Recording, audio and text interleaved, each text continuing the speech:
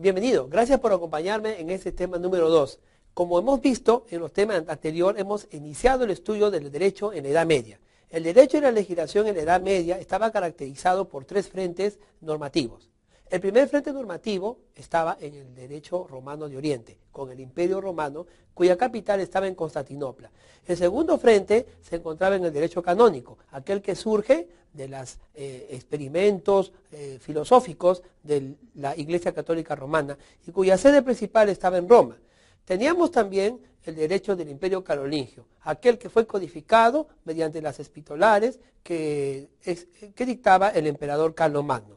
Esos tres frentes normativos podían y debían definitivamente reunir y proteger los bienes y las instituciones jurídicas provenientes del antiguo derecho germánico, del antiguo derecho visigodo y del antiguo derecho de los imperios, de los romanos propiamente dicho. Bien, vamos entonces ahora a seguir con la segunda parte de la Edad Media y la normatividad que regía en aquella oportunidad. Quiero mostrarte una diapositiva que tú podrás reconocer en forma inmediata. Lo que estamos viendo en la diapositiva es el territorio que ocupaba el Sacro Imperio Romano Germánico. Como tú puedes apreciar, las fronteras que tenían este Sacro Imperio Romano Germánico iba desde el mar Adriático hasta las costas del mar Mediterráneo, ocupaba gran parte de Italia, gran parte de Francia y gran parte de lo que hoy día es Alemania y Germania. También los territorios de Polonia y una parte de la zona de Croacia. El Imperio Romano Germánico era un imperio que había surgido de la base del Imperio Carolingio. De los tres reinos existentes en el Imperio Carolingio, es decir, Francia, Italia y Germania, el reino de Germania fue el más importante. A partir del siglo XII se recibe como sistema regulador el Corpus Juris Civilis en un proceso de recepción de la legislación de Justiniano, entre las que se adherían normas propias.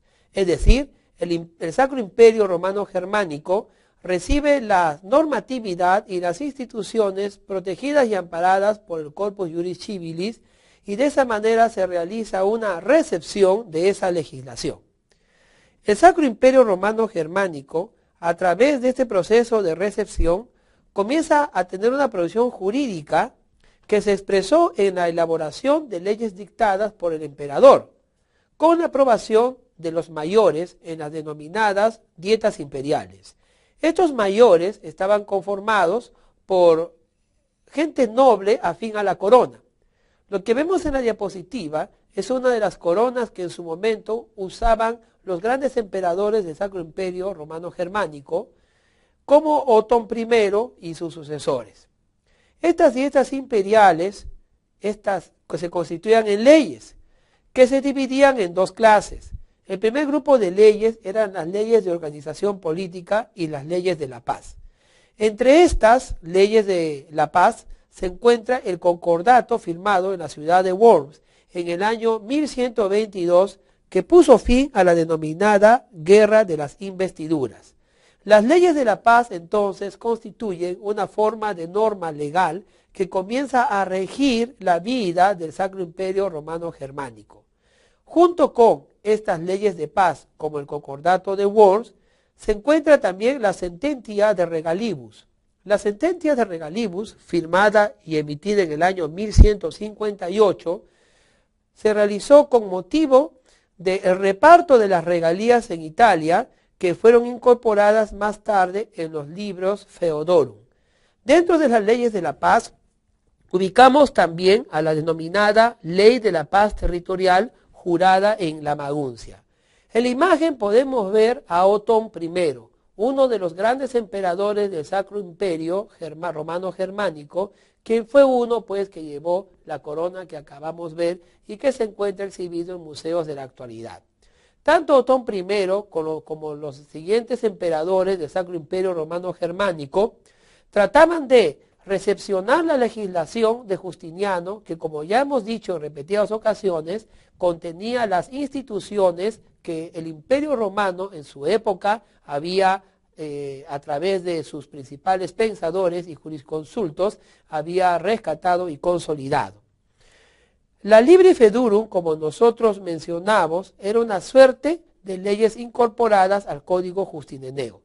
Dentro de las leyes de paz ubicamos también, como ya dijimos, las leyes de paz territoriales, como la de 1103 de la Ley de Maguncia.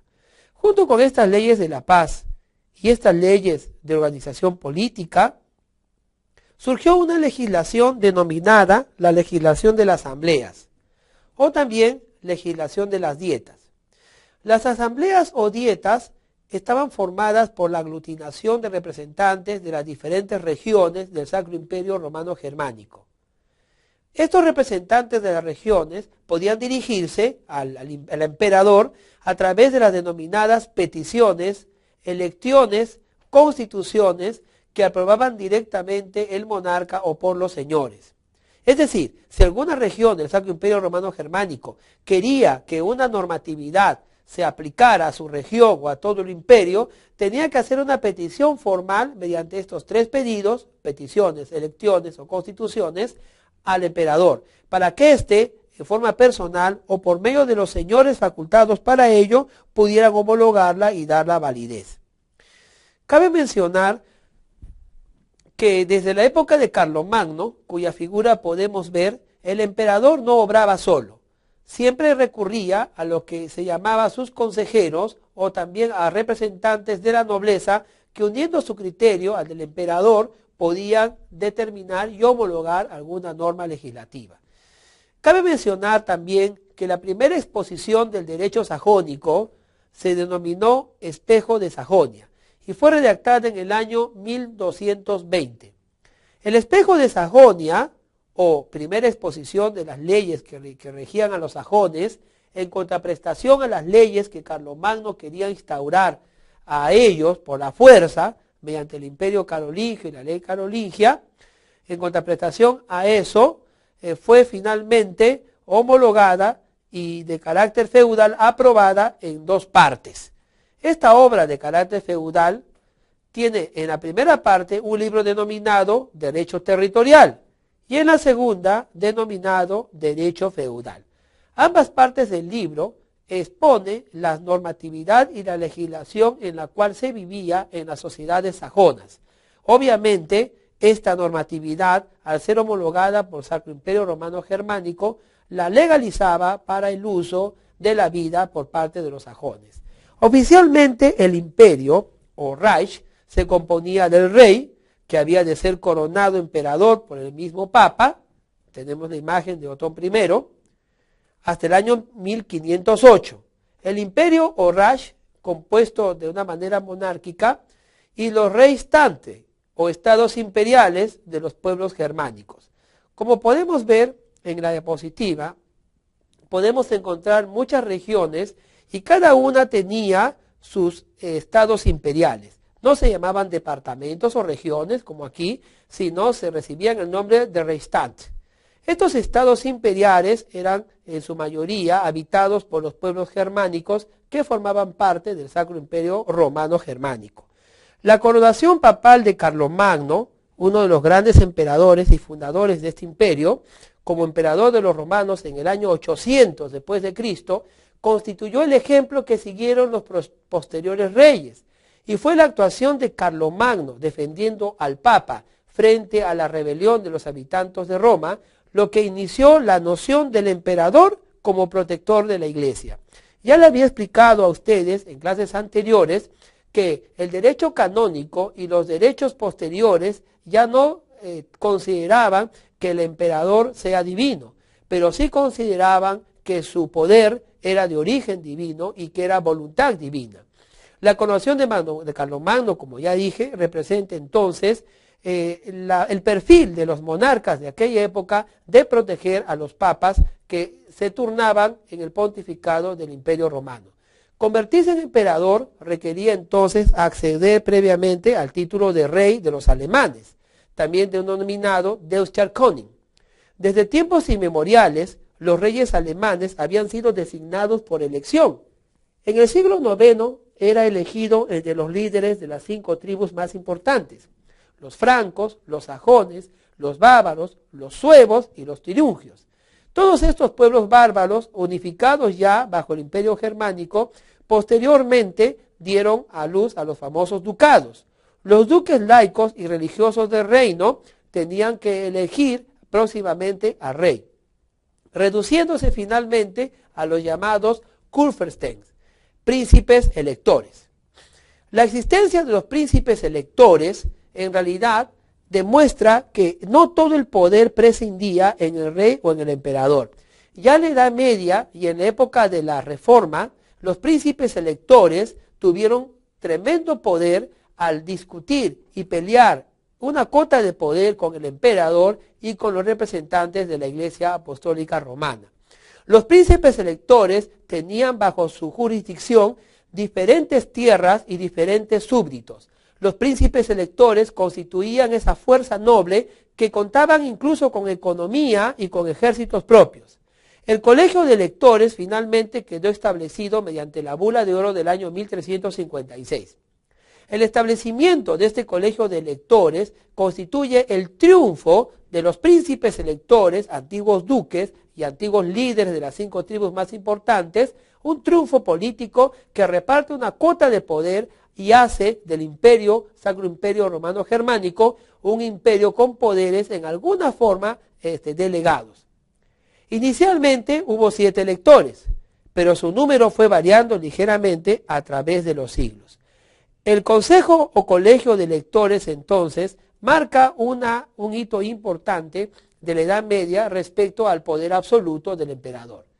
En el año 1508, los recién elegidos reyes debían trasladarse entonces a Roma para ser coronados emperadores por el Papa. No obstante, el proceso solía demorarse hasta la resolución de algunos conflictos crónicos.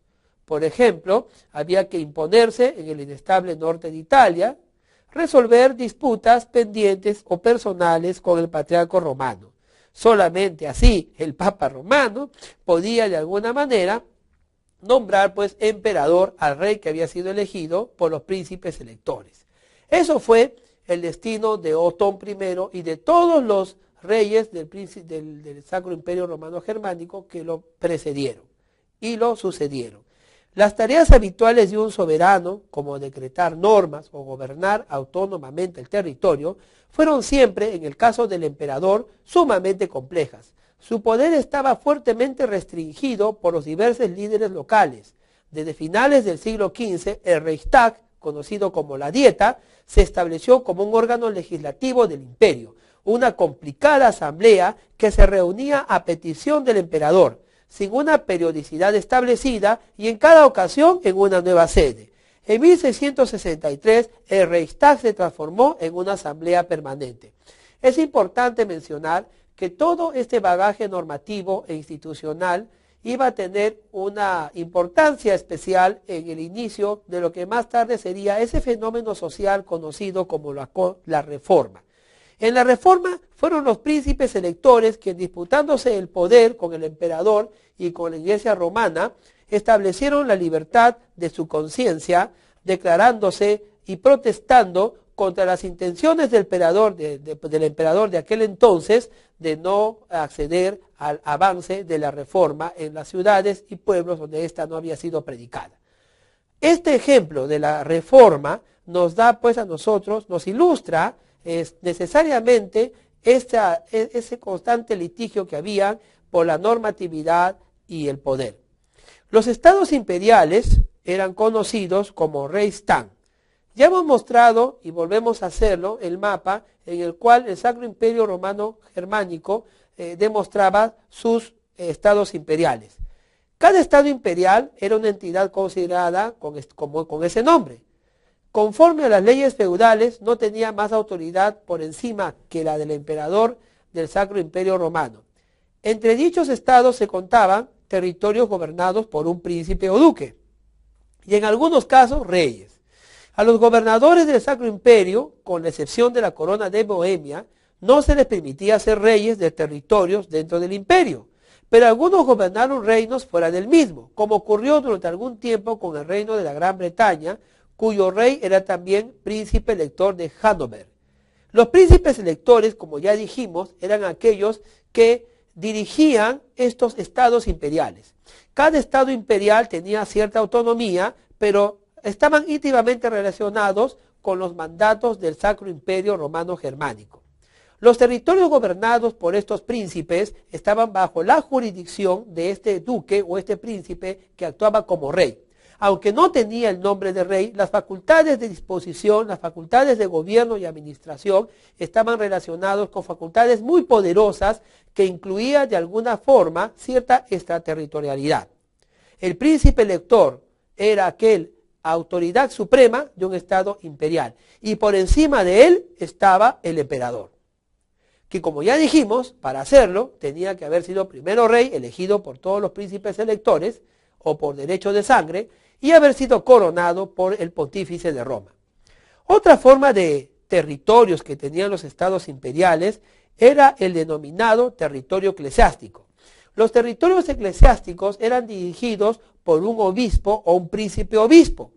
En el primer caso, el territorio era con frecuencia idéntico al de la diócesis, recayendo en el obispo tanto los poderes mundanos como los poderes eclesiásticos. Es interesante ver de que si en algún momento el Estado y la Iglesia se reunieron con mayor énfasis en la Edad Media, fue justamente en estos denominados territorios eclesiásticos, donde muchas de las diócesis y las órdenes religiosas podían decidir sobre asuntos civiles, siendo ellas autoridades eclesiásticas. Un ejemplo, entre muchos otros, podría ser el territorio eclesiástico de Jonasbroek. Jonasbroek era dirigido por un príncipe obispo de notable importancia en el Sacro Imperio. Fue denominado el obispo de Maguncia, cuya sede episcopal se encontraba en la catedral de esa ciudad. Podemos ver la antigua capital de la ciudad, la antigua iglesia de la ciudad de Maguncia. Bueno, aparte de los territorios y estados imperiales y territorios eclesiásticos, también contábamos con las ciudades imperiales libres. Las ciudades imperiales libres eran aquellas a las cuales el emperador, por gracia o por haberse ganado ese derecho, el emperador las declaraba libres y permitía que estas ciudades sean gobernadas por un príncipe elector debidamente nombrado. El Reichstag. El Reichstag o Dieta era un órgano legislativo del Sacro Imperio Romano Germánico. El Reichstag se dividía en tres tipos o clases. Uno era el Consejo de los Electores, que incluía a los electores del Sacro Imperio Romano Germánico. Otro era el Consejo de los Príncipes, que incluía tanto a laicos como a eclesiásticos. Y otro, el brazo laico o secular. Estos consejos de electores o dietas, estas dietas a las cuales asistían los electores y los príncipes, tenían que resolver asuntos legislativos que involucraban al Sacro Imperio Romano Germánico. Asimismo, al asistir los electores o príncipes que representaban a los estados imperiales, a los territorios eclesiásticos y a las ciudades libres, le daba un poder extraordinario sobre el Sacro Imperio Romano Germánico. Obviamente podemos imaginar nosotros cómo se debatía y cómo se luchaban las cotas de poderes en las famosas dietas. En las dietas se resolvían problemas de vital importancia y de seguridad nacional. Fue justamente en dos dietas con las que se quiso resolver el problema de la reforma protestante en el Imperio Alemán. Posteriormente, las dietas existieron muchos años. La dieta de Worms y la dieta de Hamburgo fueron convocados por el emperador en un determinado momento más adelante de la Edad Media y en la Reforma para poder solucionar problemas similares. Vamos a mostrarles a continuación nuevamente la imagen de la ciudad. ¿Por qué? Definitivamente queremos que ustedes vean que el brazo laico o secular del Sacro Imperio Romano Germánico eran los príncipes. Como gran título de príncipe o gran duque o conde palatino o margrave o landgrave tenían derecho a voto. Todos los príncipes tenían derecho a voto si asistían a la dieta. Algunos tenían varios votos al poseer el gobierno de más de un territorio con derecho a voto. No se votaba por persona, sino su voto valía por el número de territorios o ciudades que tenía bajo su gobierno y jurisdicción. Asimismo, el consejo incluía 4 colegios que agrupaban a condes, los de Waterloo, Suabia, Franconia y Westfalia. Cada colegio podía emitir un voto en conjunto, Ya nos imaginamos que las dietas entonces tenían, pues, como ya dije, un poder extraordinario sobre el futuro del Sacro Imperio Romano Germánico. Eso era el brazo laico. Paralelo al brazo laico, las dietas contenían también un brazo eclesiástico. El brazo eclesiástico estaba conformado por los arzobispos, algunos abades y los dos grandes maestres de la orden de los caballeros teutones y de los caballeros hospitalarios, también denominado Orden de San Juan.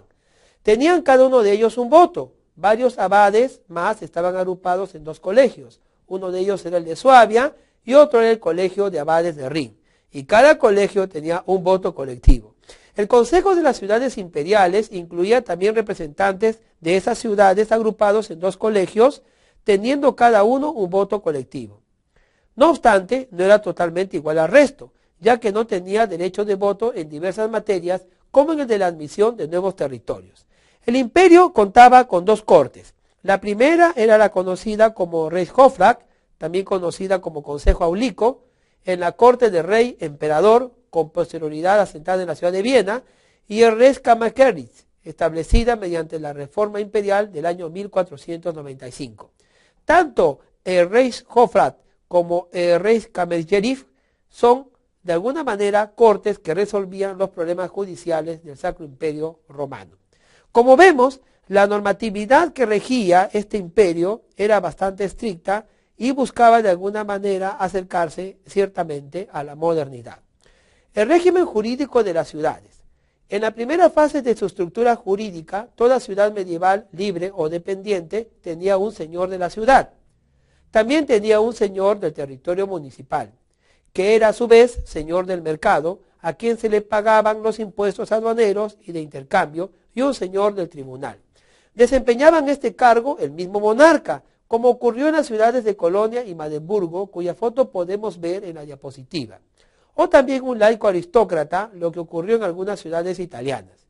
Con el paso del tiempo y como consecuencia del proceso de independización entre los siglos X y XII, el rey o el señor otorgaban a las ciudades la concesión de un derecho o fuero más o menos amplio que les permite constituirse en entidades de derecho público no dependientes.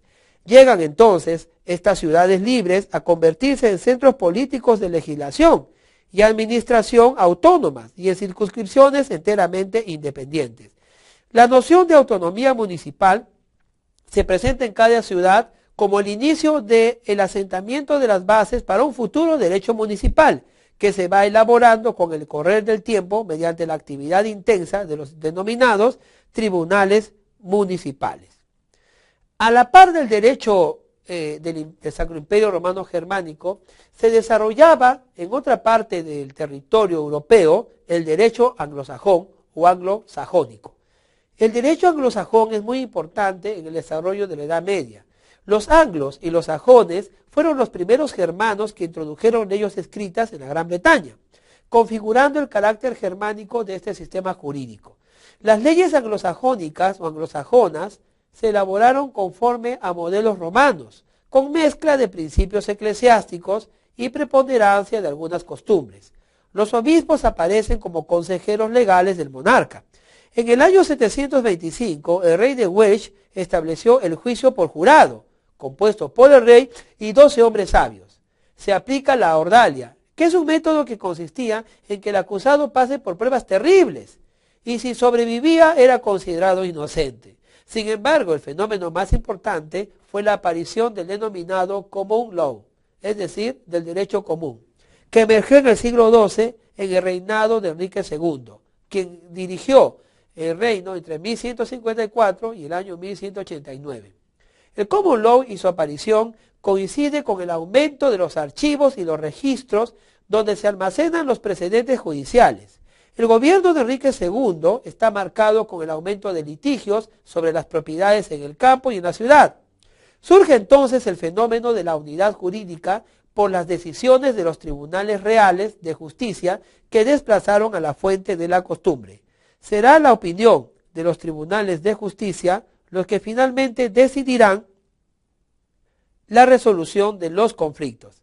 El cambio en el sistema legal inglés se percibe en el Tratado de Derecho sobre Leyes y Costumbres, por el que las normas del tratamiento de las que nacen los yearbox en el reinado de Eduardo, que eran los resúmenes de los casos más importantes del año.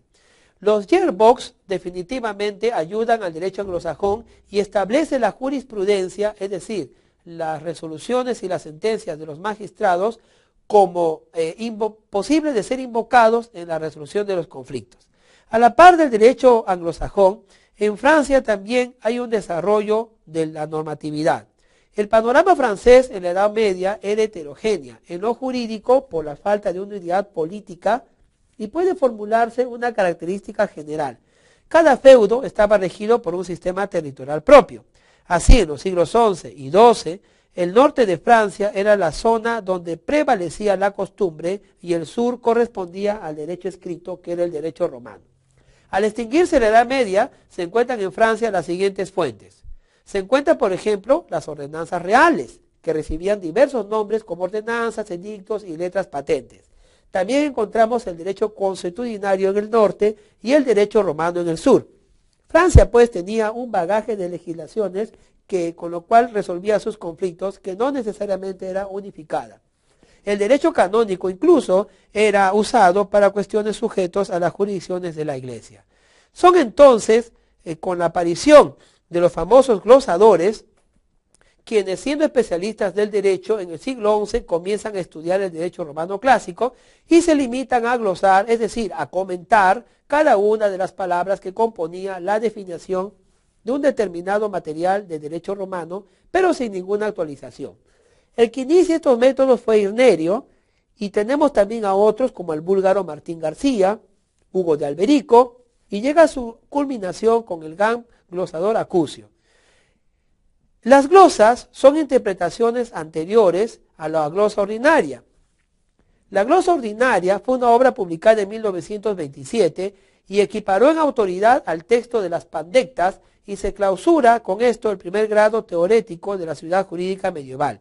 La tarea consistía en aclarar palabra por palabra, es decir, glosar, lo que hacía entre líneas y al margen del texto. También escribían sumas, que eran estudios completos de la parte del corpus.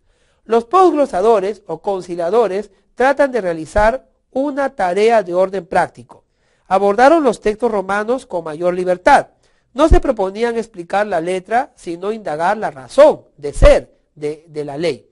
Tenemos entre ellos a dos principales glosadores, entre ellos a Sino de Pistoia.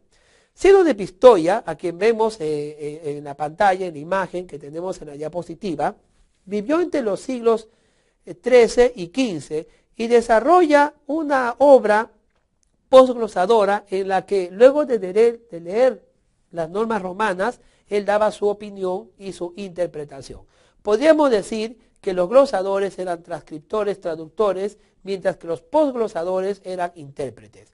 No solamente se inicia esto con Sino de Pistoia, sino termina con la obra principal y exponente de esta obra de los posglosadores, como es Bartolomeo de Saxo-Ferrato. Bartolomeo de Saxo-Ferrato vivió entre los años 1313 y 1357 de nuestra era. Es el que principió de la personalidad jurídica para el extranjero, porque estos no estaban protegidos. Los extranjeros no estaban protegidos por ninguna de las normas, y Saxo-Ferrato dijo la siguiente máxima: los bienes de una persona siguen el lugar donde está. Con Saxo-Ferrato y los posglosadores se inicia una forma de interpretar de la legislación romana que hasta el día de hoy nosotros hemos adoptado para nuestra legislación. Bien, ahora quiero yo terminar diciéndote esto. La Edad Media significa una época de transición, una época en la cual el derecho, a pesar de la edad oscura de la cual siempre se ha acusado, se ha desarrollado y ha generado una serie de normatividad y legislación que hasta el día de hoy protege nuestras instituciones. El derecho romano de Oriente, el derecho visigodo, el derecho franco, el derecho carolingio, el derecho del Sacro Imperio Romano, el derecho anglosajón y el derecho francés mantuvieron de una u otra forma las instituciones que hoy día dirigen nuestra historia normativa.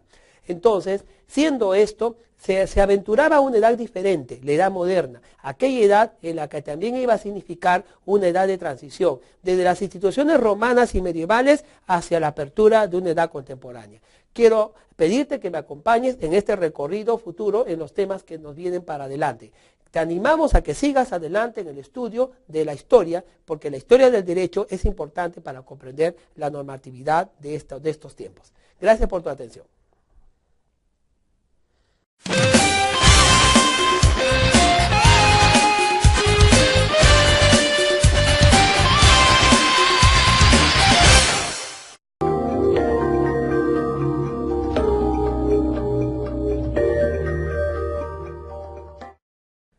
Bienvenido, gracias por acompañarme en este tema número 2.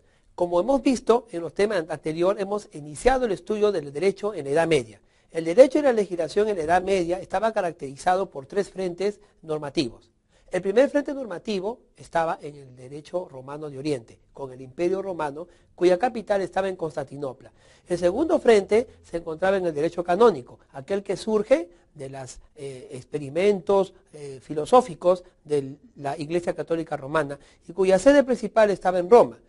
Las fronteras que tenían este Sacro Imperio Romano Germánico iba desde el mar Adriático hasta las costas del mar Mediterráneo, ocupaba gran parte de Italia, gran parte de Francia y gran parte de lo que hoy día es Alemania y Germania.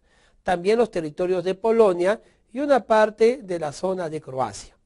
El Imperio Romano Germánico era un imperio que había surgido de la base del Imperio Carolingio.